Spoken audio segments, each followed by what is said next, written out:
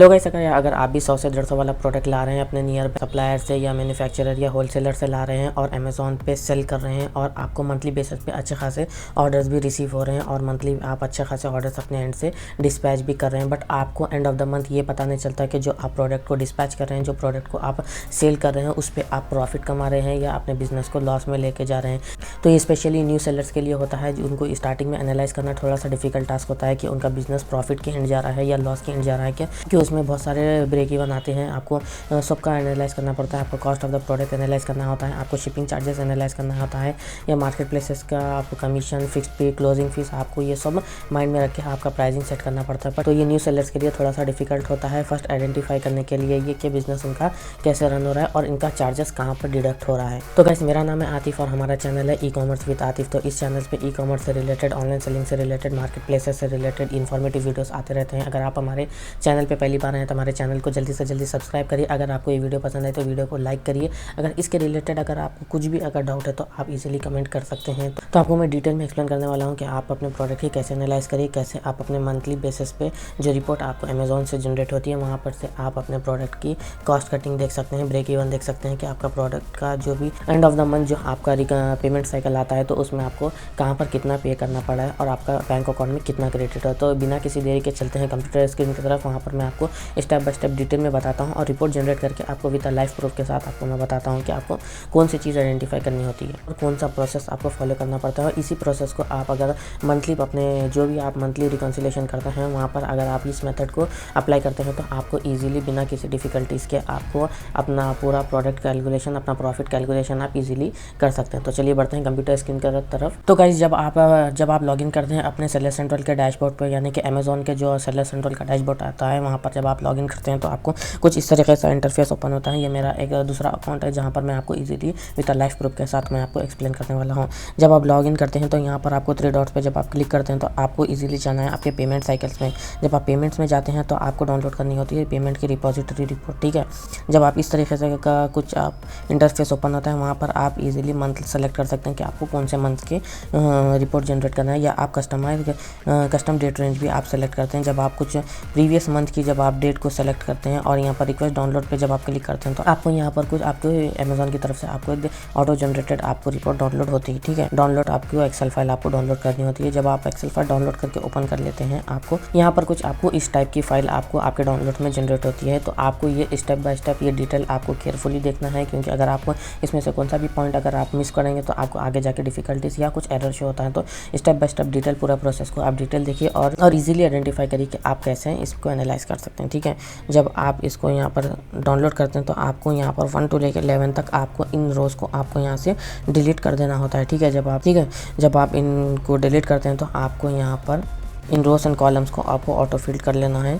इसी के बाद आपको जस्ट नेक्स्ट आपको इन जो भी आपकी जो एक्सेल की शीट होती है इसको आपको अपने प्राइवेट टेबल में कन्वर्ट करना होता है, ठीक है। और इसका शॉर्टकट की है, अगर आप ऑल्ट एंड VT अगर आप प्रेस करेंगे तो आपको इजीली ये शीट आपको प्राइवेट टेबल में कन्वर्ट हो जाएगी, ठीक है। ऑल्ट VT जब आप ये क्लिक करेंगे तो आपकी जो भी शीट है आपको अपने प्राइवेट टेबल में कन्वर्ट हो जाती है। जब आपको यहाँ पर प्राइवेट टेबल में कन्वर्ट होती है तो इन तमाम ऑप्शंस में से आपको जस्ट सिर्फ 2 to 3 ऑप्शंस लेना है, ठीक है। वो कौन से ऑप्शंस लेना है इस वीडियो में मैं आपको डिटेल में बताने वाला हूँ, ठीक है। जब आपको यहाँ पर शो हो जाएगा डेट और टाइम शो हो जाएगा, सेटलमेंट ID शो होगा, टाइप, ऑर्डर टाइप, ये सब आपके जो भी हेड्स होते हैं आपको शो होते हैं, ठीक है।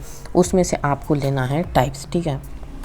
टाइप्स का ये मतलब है कि आपको इजीली आपको यहाँ शो हो जाएगा कि आपका एडजस्टमेंट कितना है और आपके मंथ एंड पूरे टोटल मंथ्स में आपका ड्रॉबैक कितना है, क्लॉबैक्स कितना है, आपका डेप्ट कितना है और आपको एक मंथ में कितने ऑर्डर्स आए हैं और ऑर्डर्स पे जो रिटर्न आए थे उनको जो कस्टमर को रिटर्न कर दिए उस पर आपके ऑर्डर्स पे रिटर्न्स कितने हैं और आपको रीइंबर्समेंट कितना प्रोवाइड किया गया अमेज़ॉन की तरफ से।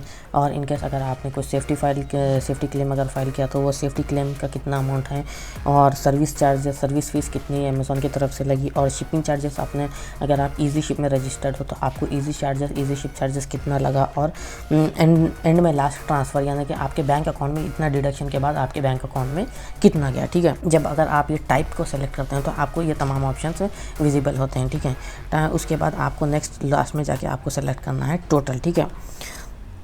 तो जब आप टोटल सेलेक्ट करते हैं तो आपको यहाँ उसके पर्टिकुलरली उस हेड्स का आपको पेमेंट शो होता है, ठीक है। एडजस्टमेंट मतलब आपको 216 रुपीज़ आपको एडजस्टमेंट अमेजोन की तरफ से मिला है, ठीक है। डेप्थ हमारा बिल्कुल जीरो है, मतलब अपना यहाँ पे लाइबिलिटीज कुछ भी नहीं। ऑर्डर मतलब टोटल बेसिकली हमको इस मंथ में हमने 60,045 रुपीज़ के अपने ऑर्डर्स हमको रिसीव हुए, ठीक है। ये ग्रॉस ऑर्डर्स हमने रिसीव किया है इन मार्केट प्लेसेस से। उसमें से हमने 31,000 का रिफंड किया है कस्टमर्स को। जो भी ऑर्डर्स रिटर्न आते हैं तो 60,000 में से 31,649 रुपीज़ अपने कस्टमर्स को अमेजोन ने रिफंड किया है।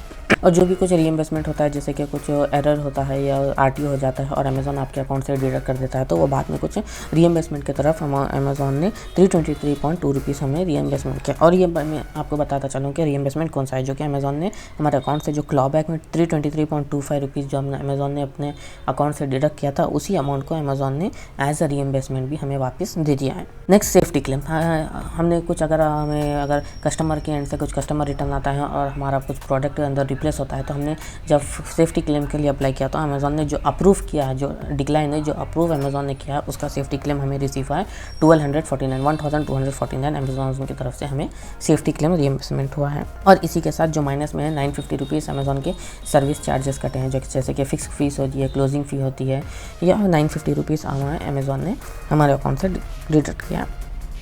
शिपिंग फ़ी जो कि इजी शिप का हम जो शेड्यूल करते हैं, जो पिकअप और से पिकअप होता है और कस्टमर के एंड तक जो डिलीवर होता है, उसका हमें चार्ज किया 5,567 रुपीज़, जो कि लॉजिस्टिक का चार्ज है। शिपिंग चीज़ मतलब आपको लॉजिस्टिक का चार्ज। और एंड ऑफ द मंथ में जो कि हमने 60,000 की सेल की थी, 60,000 में 31,000 जो कि रीइंबर्समेंट हुआ है, तो 29,000 का जो रिमेनिंग बैलेंस है, जो रिमेनिंग 28,000 थे, 28,000 में हमें बैंक में रिसीव हुआ है 27,424.44 रुपीज़ आपको आपके करंट अकाउंट में रिसीव हुआ है। अगर आप अपने बैंक का स्टेटमेंट भी जनरेट करके चेक करते हैं तो आपको इस पर ये अमाउंट आपको आपके बैंक अकाउंट में रिसीव हुआ। और जो नेक्स्ट जो 4,079 रुपीज़ है, जो कि आपको नेक्स्ट आपके पेमेंट साइकिल, मतलब इस पे पर्टिकुलरली प्रेजेंट टाइम की पेमेंट साइकिल के बाद जो नेक्स्ट पेमेंट साइकिल अमेजोन के एंड से जो स्टार्ट होती है, उस पेमेंट साइकिल में हमें 4,079 रुपीज़ हमें रिसीव हो जाएंगे, ठीक है। तो टोटल ओवरऑल आपको देखिए, तो टोटल आपको 31,503.51 रुपीज़ आपके करंट अकाउंट में अमेजोन की एंड से ट्रांसफ़र होते हैं। तो ये था थोड़ा सा break on.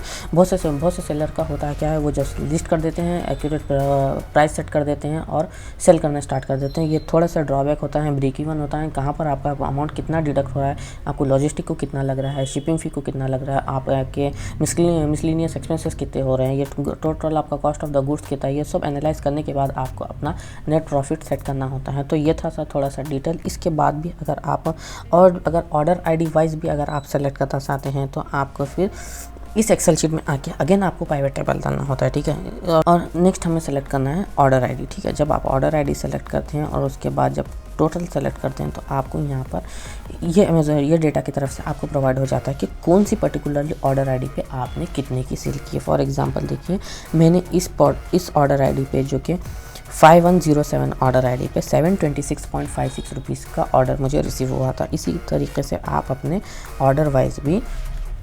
Order ID wise भी आप अपने प्रोडक्ट के मार्जिन अमाउंट एनालिसिस जो भी ट्रांजैक्शन है आप इजीली आइडेंटिफाई कर सकते हैं और आप जान सकते हैं कि कहाँ पर कितना अमाउंट डिडक्ट हो रहा है, अमेजोन ने कौन सा अमाउंट आपके अकाउंट से डिडक्ट किया और कितना उसने रीइंबर्समेंट किया, किस में सेफ्टी क्लेम्स रीइंबर्समेंट में दिया। जैसे कि ये क्लॉबैक्स था, ये मुझे पता नहीं था, 323 अमेजोन ने क्या काटा जब फिर क्या। तो दोस्तों ये थी थोड़ी सी इन्फॉर्मेटिव। उम्मीद है आपको इस वीडियो के थ्रू आपको एनालाइज करना हो गया और आपको अपना प्रॉफिट कैलकुलेट करना समझ में आ गया होगा कि आप अपना प्रोडक्ट का ब्रेक इवन कैसे एनालाइज करें, कैसा आप अपने प्रोडक्ट का कॉस्ट एनालाइज करें कि कहाँ पर कितना डिडक्शंस हो रहा है, कितना लेस हो रहा है और कितना अमेजोन के एंड से कट रहा है और आपके अकाउंट में कितना क्रेडिट हो रहा है। तो उम्मीद है आपको ये वीडियो पसंद आई होगी। अगर आपको वीडियो पसंद आए तो लाइक करिए और इसके रिलेटेड या अपार्ट फ्रॉम दैट आपको कुछ भी डाउट है तो आप इजीली कमेंट कर सकते हैं। जाने से पहले इस वीडियो को लाइक करिए, शेयर करिए और जल्दी से जल्दी हमारे चैनल को सब्सक्राइब करिए। मिलते हैं नेक्स्ट वीडियो में।